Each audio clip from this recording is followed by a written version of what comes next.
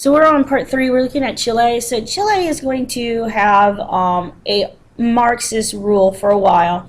Al Dente is going to be elected president, and Al Dente is going to kind of nationalize all the property real quick. So he takes all the industry, and when he does that, he doesn't compensate the people who live there, and he doesn't compensate the people who own that property.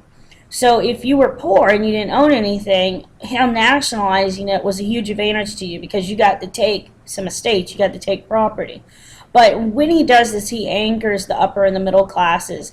And the upper and the middle classes in Chile are going to ask the United States for help. And so the United States will assist with CIA agents. So the CIA agents will go ahead and train people to go ahead and overthrow Al Dente. Now, when they overthrow him, what you're going to see, that's that coup d'etat, it's an overthrow, it's a military coup d'etat. You're going to see Al Dente being forced out and killed. And then you're going to see General Augustus Pinochet coming in. Now the issue with him is that he kills everybody that opposes him, and does it very quickly, and he does massive atrocities. And when we talk about massive atrocity, he kills a lot of people.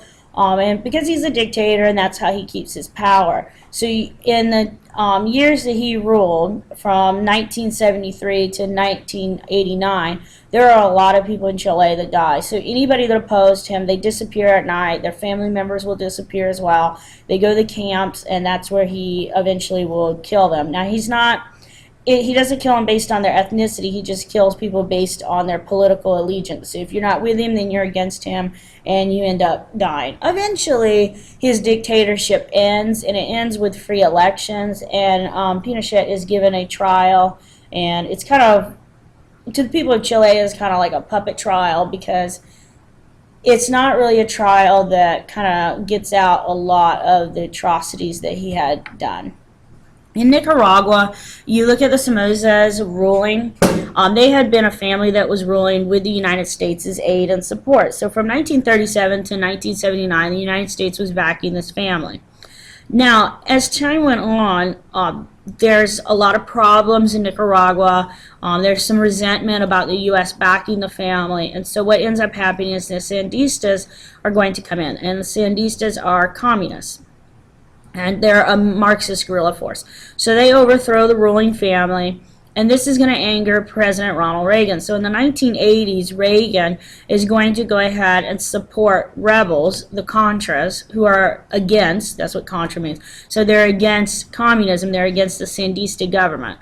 So what the United States will do is, there's this problem that we're going to call it the Iran-Contra affair scandal. What the United States will do is a guns for money kind of deal. We will sell the Iranians guns, and then with that money we will send it to the Contras so that they can go ahead and fight the Sandista government. Reagan gets in a little bit of trouble for the Iran-Contra affair scandal. It's more the other people in the administration who get in the real big trouble for it. So we call it the guns for hostages kind of thing, because we'll sell the Iranians guns and they'll release the hostages, because there was a lot of Americans that had been taken hostage by the Iranian government, and we'll sell them that, and then what they'll do is we'll give the money. What the United States will do is we'll give the money to the Contras, and there it gets real more detailed than that, but that's the general gist of the Iran-Contra affair scandal. Because we're supporting the Contras against the Sandista government, it doesn't look good for the United States. It actually looks like the United States is instigating rebellions throughout the world. And eventually, in 1990, the Sandista rule comes to an end, but it really was influential, and it still remains influential in Nicaragua today. So President Reagan and President Bush have to deal with this ongoing conflict between the Contras and the Sandistas. We look at nationalism in the military, so we look at Argentina and Brazil. So when you look at Argentina, remember we talked about this with World War II. Juan Perón is going to come into power in 1943. He is influenced a lot by fascism, and he will rule from 1943 to 1945. He's supported by labor and the urban middle class. And he's supported by them because Juan Perón is a military general. He comes into power and he's promising huge reforms. He does do a lot of industrialization in Argentina. He also is going to become an authoritarian with fascist gangs. His wife, Eva Perón, is going to help him by going out among the people and getting the people and female support.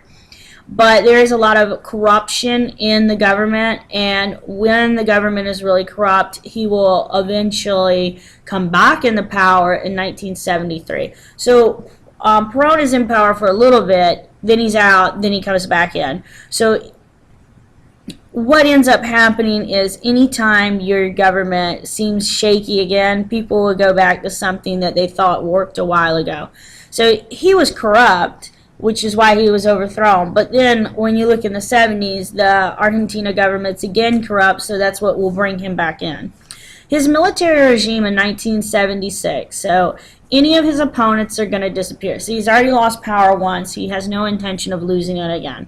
And to divert attention away from economic problems, he invaded the Falkland Islands. And this is the war that you look at with Britain and Argentina. So in 1982, and it's Margaret Thatcher who will fight the Falkland Wars.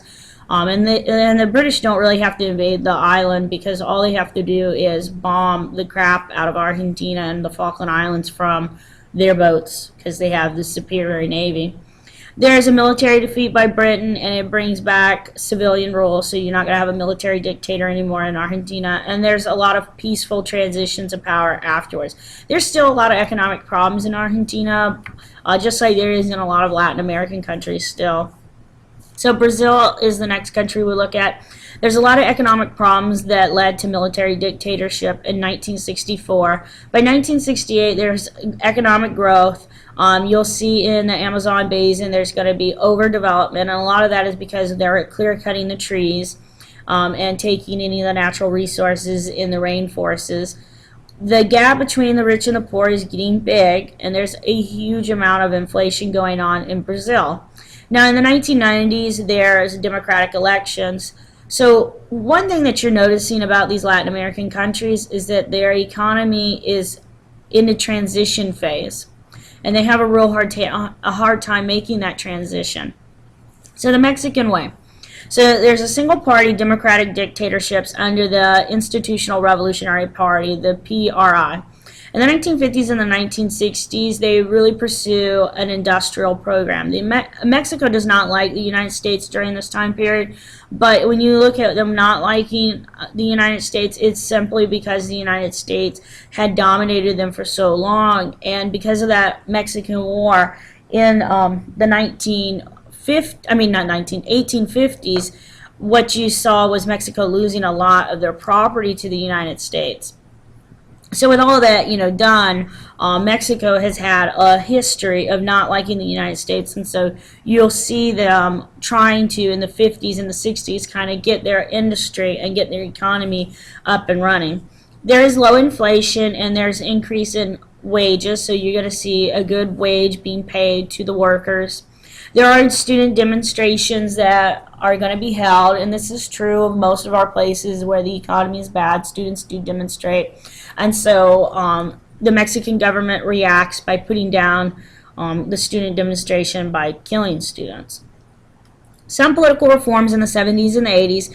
There's a lot of economic problems in Mexico because they started taking out huge loans from foreign countries, and they had to pay on those debts, and there's going to be an increase in unemployment. So this is when you'll see a lot of people moving out of Mexico and moving into like the United States, particularly in the Texas, New Mexico, Arizona area to look for jobs. The PRI candidate in 1988 won only 50.3% of the vote. So you can see that by 88, people in Mexico were seeing that this political party was not doing what they needed. They needed jobs, and they needed something to help them out with their taxes, because remember, whenever a country has a huge debt, they tax the people. So in 2000, President Fox is going to defeat the PRI candidate for the presidency. There's some corruption and bureaucratic inefficiency that continues. Like, you do have problems with the borders, you have problems with the gangs in Mexico and the drugs in Mexico. But you look at where they've been and where they are now. So society and culture in the Western world. So the emergence of a new society. So a society of consumers. When you look at the society of consumers, you look at city people, white collar. This is going to increase in the post-war years. So you'll have more people going to college. You'll have more jobs that require a college education. Installment purchasing of televisions, refrigerators, stereos, and cars. Installment payments are like railway payments. Are like credit card payments. You pay a little bit every single month. And so because you can pay a little bit every single month on things like a television, cars, and stuff, you don't have to have the $20,000 up front to buy the car, or the $1,000 to buy the refrigerator. So if you have $100 a month, you can have the thing. So what you start to see is people owning more stuff, because I can buy a new refrigerator, I can buy a house, I can buy a car, I can buy all this stuff at the same time and make little bitty payments all the time. Now, of course, there's interest on it, but we become, not just here in America, but really everywhere, a consumer society.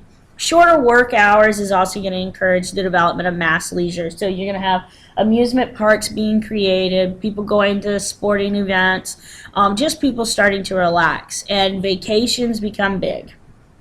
Student protests. Remember, we've been seeing this around the world. There are a lot of student protests at the universities. Students from middle and working class families are going to be protesting.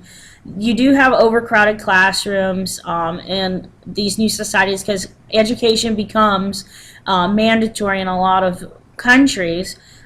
In Europe, it's mandatory. In the United States, it's mandatory. In these Western societies, it'll be mandatory. You'll even see that in other cultures in Latin America and Asia. You're going to see mandatory education.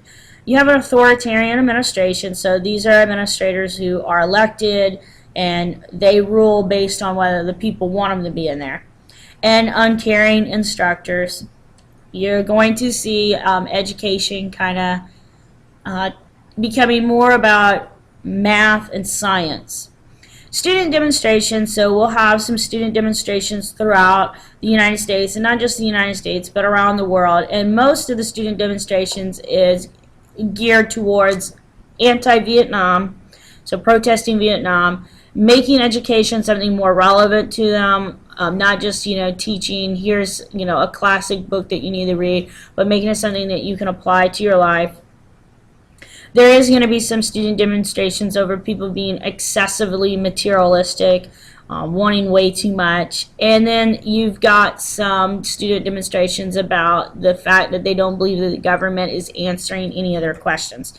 So you'll have students thinking that the government is not being honest and the government's not being forthright and quick with reforms. So the permissive society, when you look at what's going on in Europe and the United States since 1945, you look at a sexual revolution starting, and it really kind of begins in Sweden in the 1960s. It'll spread to Britain and the United States. And one of the biggest reasons is birth control pill is out. And so now you don't have to worry about having a kid, so people become a little bit more promiscuous in their behavior. Divorce rates are going to dramatically increase, and so are extramarital experiences. So you'll have extramarital affairs. This is going to increase. Drug use is also going to increase, which is what you'll see in the 1960s is a lot of marijuana and LSD or acid. This is why the generation that did this sort of stuff, we see an increase on our mental health issues. So we see a lot of these people living in nursing homes today when they really shouldn't be living in nursing homes because they're too young to be living in nursing homes, but they fried their brains. So the youth movement is going to question authority. So the post-war kids, the baby boom kids, question everything. They question the government, they question society, they question rules, why they have to follow the rules. And so what you see is them trying to change society to fit them. Now, women in the post-war world, after World War II, more women are going to question whether they should stay at home. So remember Rosie the Rivers and all these other women who went into the workforce, the war industries force, they are going to be forced to go home now after the men come home.